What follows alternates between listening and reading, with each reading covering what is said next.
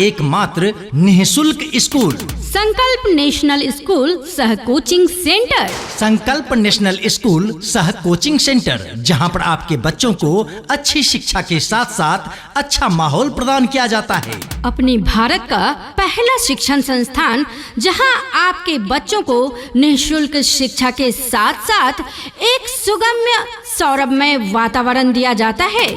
साथ ही साथ वो तमाम फैसिलिटी दी जाती है जो एक स्कूल में आपके बच्चों को प्रदान की जाती है।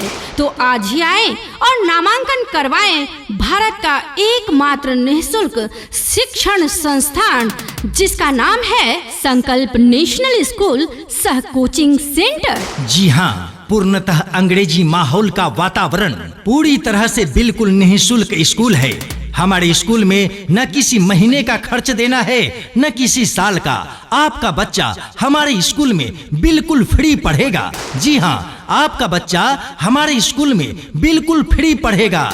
हमारे विद्यालय में कक्षा प्ले से लेकर कक्षा 6 तक की पढ़ाई की निःशुल्क व्यवस्था दी जाती है। माध्यम पूरी तरह से अंग्रेजी, साथ ही कक्षा 1 से लेकर इंटर तक की कोचिंग की भी सुविधा यहाँ उपलब्ध है। हमारा पता है संकल्प नेशनल स्कूल सह कोचिंग सेंटर, महावीर चौक, नंदलालपुर पुल, दाऊद नगर, वैशाली। व्यवस्थापक BK तिवारी। विशेष जानकारी हेतु आप हमारे मोबाइल नंबर पर भी संपर्क कर सकते हैं। हमारा मोबाइल नंबर है 9478000141। रजिस्ट्रेशन प्रारंभ है और सीट सीमित है, जल्दी करें। प्रिय अभिभावकगण, शिक्षा वो सीढ़ी है जो हमें कामयाबी के मंजिल तक पहुंचाती है।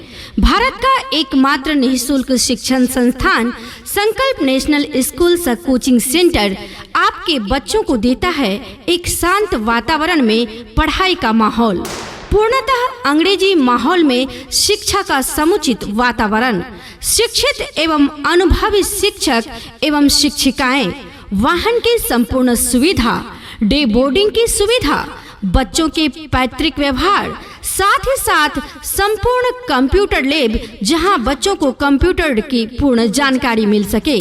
तो आज ही पधारें, सबको शिक्षित बनाना है। और संकल्प नेशनल स्कूल सह कोचिंग सेंटर में आज ही रजिस्ट्रेशन करवाना है, वो भी बिल्कुल फ्री। जी हाँ, बिल्कुल फ्री। फ्री एजुकेशन, निःशुल्क शिक्षा, किसी भी तरह का कोई शुल्क नहीं देना है आपको, न किसी महीने का शुल्क, न किसी वर्ष का शुल्क, बल्कि आजीवन निःशुल्क शिक्षा की व्यवस्था देगा आपको अपना स्कूल संकल्प नेशनल स्कूल सह कोचिंग सेंटर। हमारा पता है स्थान महावीर चौक, नंदलालपुर पुल, दाऊद नगर, वैशाली। हमारा मोबाइल नंबर है 9478000141।